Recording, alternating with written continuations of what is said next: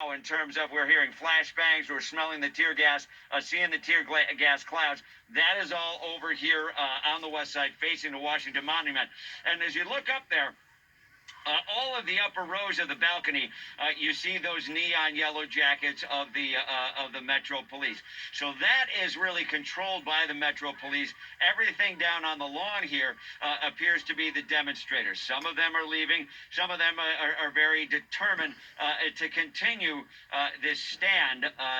Some of them are calling it a revolution, although they can't really articulate what they want as far as a revolution. The only most articulate point I've heard someone make is a third party.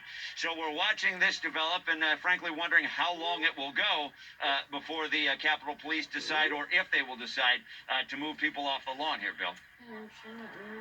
Thank you, Mike. Back to you in a moment here, and Katie Pavlich rejoins our coverage here. Yeah, it's just right there. Katie, I think the comment from Steve Scalise is rather revealing.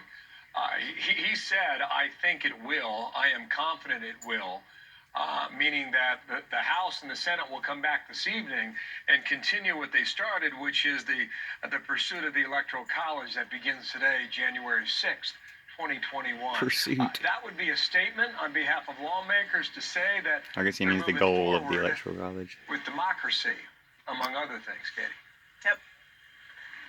And that they intend to carry out their duty to preserve the republic despite this mob of violent agitators going into the Capitol today. You know, one of the things earlier today is we heard from Congressman Michael Waltz, and he said as long as Americans aren't shooting at each other, we're in a good place. And of course, he served overseas for the United States Army in Afghanistan.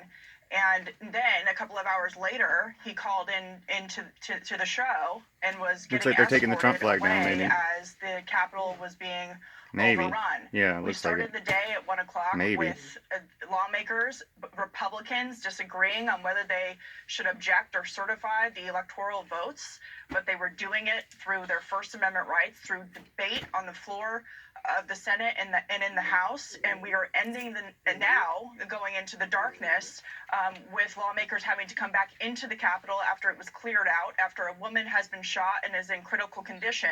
We have to get back to the idea of discussing these issues and having debate over it. It cannot devolve into this kind of behavior. But it's going to when you have a traitor running it.